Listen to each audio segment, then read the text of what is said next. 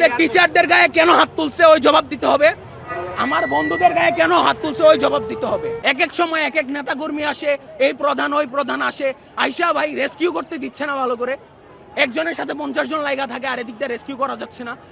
আমাদের ছোট ভাইগুলো পুইরা মারা গেছে, যারা বাচ্চা ছিল ওরাও মারা গেছে ওদের জন্য। এখানে আসছে মনে করেন হসপিটালে গেছিল বিএমপির, আচ্ছা এখানে এয়ারফোর্সের প্রধান আসছে, সেনাবাহিনীর প্রধান আসছে, শিক্ষা উপদেষ্টা আসছে, তারপরে আমাদের স্বরাষ্ট্র উপদেষ্টা আসছে, যারা উপরের লেভেলের যতজন ছিল সবাই আসছে।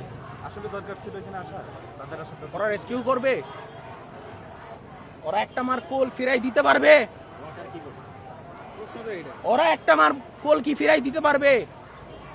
ওরা ক্যাম্পাসে ঢুকে এই জন্য সবাইরে সরাই দেওয়া হয়েছে, রেস্কিউ বন্ধ, বেরই করতে পারতেছে না। ওরা গিয়ে সাক্ষাৎকার দেয় মিডিয়ার সামনে, লাশ নিয়ে রাজনীতি করে। আমি তখন ছিলাম না, বাট আমি ভিডিও দেখছি, উনি বলতেছে আপনারা খুব ভালো কাজ করতেছেন। ওনার মুখে হাসি কিভাবে আসে ভাই?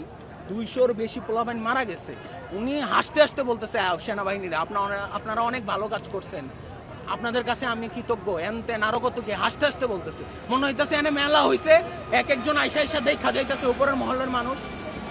ভালো কথা সব মানলাম, লাস্টে ভাই আমাদের শিক্ষকদের গায়ে কেন হাত তুলছে?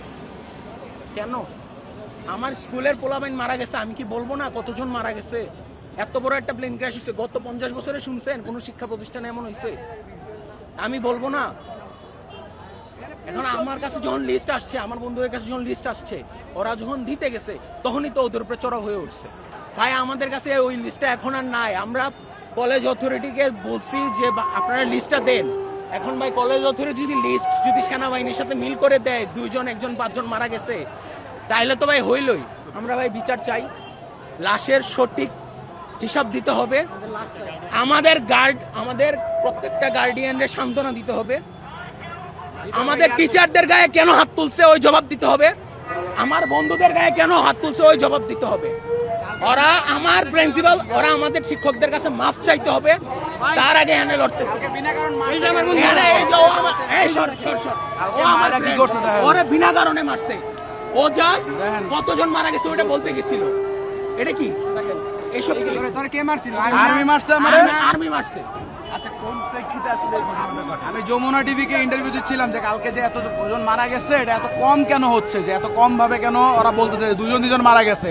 এখানে আমি লাস্ট দিয়েছি 15-20টার মতো। এটা বলার পর থেকে আমার উপর হামলা করা শুরু হয়েছে। আমাকে বাঁচাইতে আমার প্রিন্সিপাল আসছে, আমার ভাইস প্রিন্সিপালরা আসছে, আমার স্যাররা আসছে, তাদের পর্যন্ত মারছে। আমাদের বিল্ডিং এর ভিতরে ঢুকে মারছে। আমি সারাদিন কাজ করার পর কি এতটুকু যোগ্য ছিলাম না যে নিজের সম্মান নিয়ে বেরোবো? চোরের মতো কেন বেরোতেছে আমার ক্যাম্পাস থেকে? আমার স্যারদের কেন সম্মান হচ্ছে? তারপরে ওর সাথে অন্যায় অবিচার করা উপর একটা থেকে ভাই সেনাবাহিনী ফায়ার ফাইটারদের আগে থেকেও আমরা রেস্কিউ করতেছি। এতটুকু ডিজার্ভ করি না আমরা শান্তিতে বের হইতে পারবো?